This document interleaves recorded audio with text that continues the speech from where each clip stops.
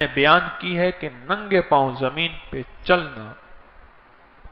और सुन लें, इन पहलवानों से पूछें कि आपको हम फूलों में खाड़ा खिलाएंगे। अखाड़ा बनाते हैं फूलों में, वो कहेगा ना मिट्टी में। इसे कहते हैं कि तुझे तेरे बदन पे हम फूल मलते हैं। पहलवान ना बदन पे मिट्टी मलते हैं, तेल लगा के फिर मिट्टी मलते हैं। कहा तेरे बदन पे हम फूल मलेंगे। उसने कहा चलो फूल सस्ते हैं, हम जाफरान मलेंगे। जाफरान हमने 4.25 लाख रुपए किलो भी लिया है अपनी दवाओं में डालने के लिए। 17,000 रुपए किलो भी लिया है, 17,000 रुपए किलो। अब भी लाख एक के करीब है जाफरान किलो। तो कहेगा नहीं, हमें मिट्टी चाहिए। साइंस की एक बात सुने, गौर से सुने, और ये पिछली तारीख की एक बात सुने। जो बच्चे मिट्टी में रहते हैं और मिट्टी में खेलते हैं और मिट्टी में जिंदगी गुजारते हैं, सारी उम्र छूती बीमारियां उनको नहीं छुएंगी, छूती बीमारियां। और सारी उम्र उनकी हड्डियां और जिस्म मजबूत रहेंगे और लंबी जिंदगी पाएंगे वो बच्चे, और सेहतमंद जिंदगी पाएंगे। मेरे वालिद साहब रहमतुल्लाह अलैह के न जिम्मेदार कुछ दोस्त थे। बाज़ औक़ात दावत पे आते थे, बड़े बड़े घर में खाने पकते थे, गोश्त पकते थे, चीजें पकती थी। माइयां आके ना चूल्हे पे खाते बहुत थे, पकाती थी। जब खा लेते थे ना, खा के फिर उनकी मजाक चलती थी। मजाक क्या चलती थी?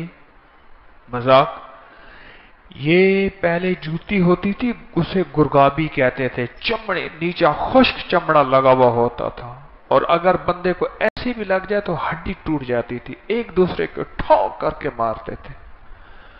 और उसके पास वो जूती ना आई तो एक बंदे ने क्या किया, एक बंदे ने चारपाई का वो शेरू निकाल लिया, पिछला हिस्सा निकाल लिया। उसने उसको ठोक करके मारा, उसने उसको मारा, वो टूट गया, उसको कुछ भी ना हुआ। और वहां परेशान दरवाजे से दूर खड़ा होता था, और उनकी ये आपस में प्यार और मोहब्बत जिम्मेदारों का चल रहा होता था, चल रहा होता था। आखिर एक दफा मैंने अब्बा जी से पूछा, मैंने कहा अब्बा जी ये कौन है खौफजदा हालत में? कहने लगा बेटा ये वो हैं जिन्होंने सारी उम्र मिट्टी पे सोए हैं, मिट्टी पे रहे हैं, मिट्टी से खेले हैं, इन्होंने अपने बदन पे मिट्टी मली है। अब भी ये जो इनको लगता है ना, चोटें लगती हैं, फिर ये क्या करते हैं, ये जाके हल्की गीली मिट्टी इसको बदन पे मलना शुरू। बर्फ मलते हैं, चोट पे नहीं मलते, ऐसी मिट्टी मलना शुरू कर देते हैं।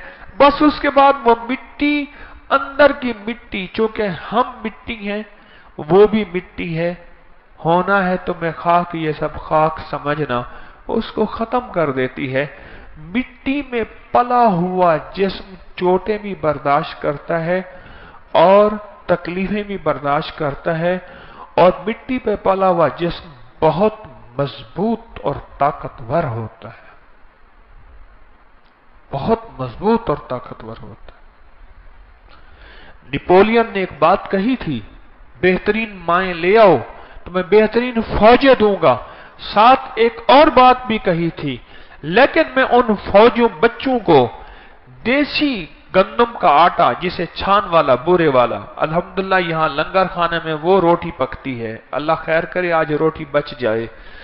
देसी गंदम का आटा और बकरी का दूध और मिट्टी पे ओढ़ना बिछोना उनको मैं दूंगा। फिर वो फौज लाऊंगा, फिर देखता हूं कि दुनिया की कोई ताकत उस फौज को सरनगू करके दिखाए, उस फौज को नीचा दिखाए। और जिनके मोर्चों में एयर कंडीशन लगे हुए हों, वो फौज क्या लड़ेगी?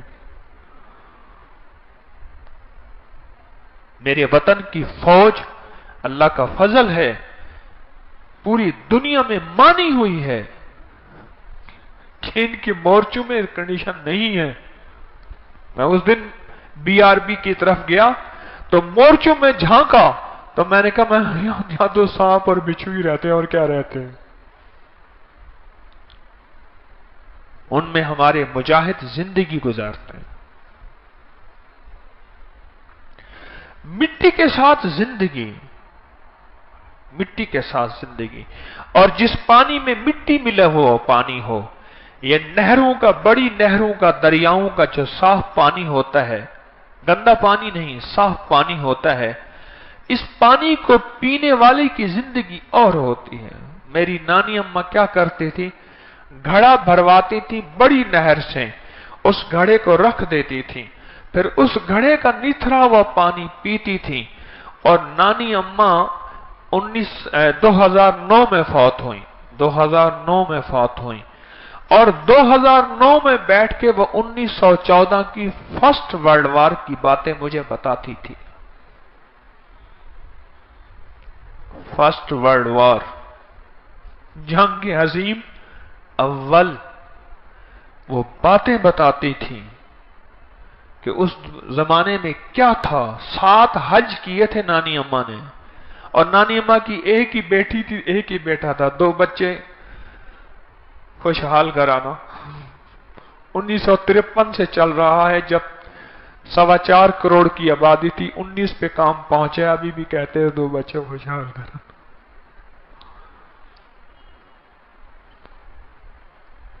एक बेटा था, एक बेटी थी। बेटा 39 साल की उम्र में फौत हो गया, और बेटी थी। और नानी अम्मा का हाफजा लाजवाब था, सेहत लाजवाब थी, नजर बेहतरीन थी। और नानी अम्मा वो पानी पीती थी जो नहरों में पानी होता है। घड़ा भरवाती थी, बस घड़ा भर के रखा हुआ होता था, उसके ऊपर कपड़ा बांधा हुआ, और निथरा हुआ पानी पीती थी। और ये मिट्टी वाला पानी, सुने गौर से, मिट्टी वाला पानी कभी आप पी के देखें सहराओं में जाके। जब बारिश बरसती है ना, सारे ये पानी इकट्ठा हो जाता है टोबे के अंदर। एक गहरा सी जगह होती है, उसको टोबा कहते हैं। फैसलाबाद सारा जंगल था, फैसलाबाद, और फैसलाबाद के साथ जो टोबा टेक सिंह है, वो किसी सिख का टोबा था और जंगल था। आज वहां 1 इंच जमीन की कीमत है।